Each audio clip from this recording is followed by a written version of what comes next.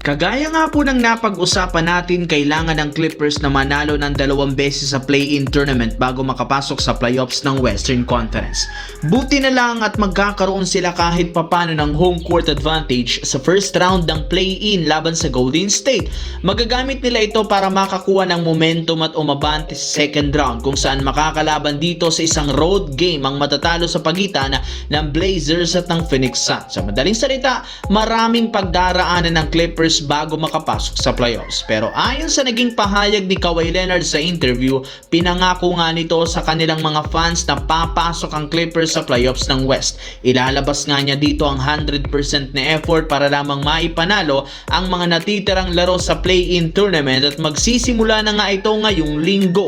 Asahan na nga ninyong posibleng maglaro si Kawhi Leonard ng 45 to 48 minutes buong game para lamang matulungan niya ang Los Angeles Clippers na maipanalo ang laro. Samantala, desidido ang Los Angeles Lakers na makapag-compete sa playoffs, since bagamat napaka-risky ng iniwave pa rin naman nila noong nakaraang araw ang batang player na si Kobe Bufkin para lamang makabuo ng bakanting pwesto na magagamit para makakuha ng bagong player na makakatulong sa team. At dahil balak ng Lakers paglaruin sa kanilang last player sa postseason, inaasahang kukuha sila ng mga malalarong pinapayagan ng ligang maglaro, yung mga player na hindi ini-wave.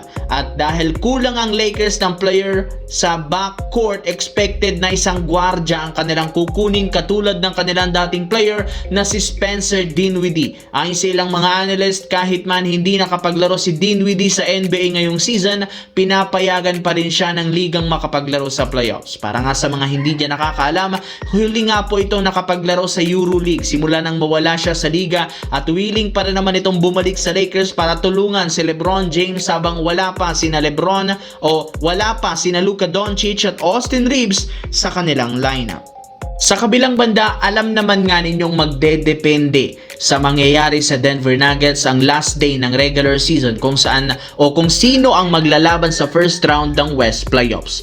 Kung mananalo ang Nuggets laban sa San Antonio Spurs, sila ang magiging 3rd seed at kakalabanin ng 6th seed na Minnesota Timberwolves, habang maglalaban naman sa 4th seed na Lakers at 5th seed na Rockets. Ngunit kung matalo ang Nuggets, kakalabanin nila ang Rockets at magkakatapat naman ang Wolves at ang Lakers. Kaya kaabang-abang magiging laro bukas ng Denver at ng Spurs. Pero base sa pinakahuling inilabas sa balita, mukhang wala rin namang balak ang Nuggets na maipanalo ang last game matapos ibalitang out ang halos lahat ng mga key player at starter maliban kay Nikola Jokic na questionable pa. Ayon dito, hindi nga daw maglalaro bukas sina Jamal Murray, Aaron Gordon, Christian Brown, Peyton Watson, Cam Johnson, Tim Hardaway Jr. at si Spencer Jones. Kaya dyan pa lang plano talaga ng Denver magpatalo last game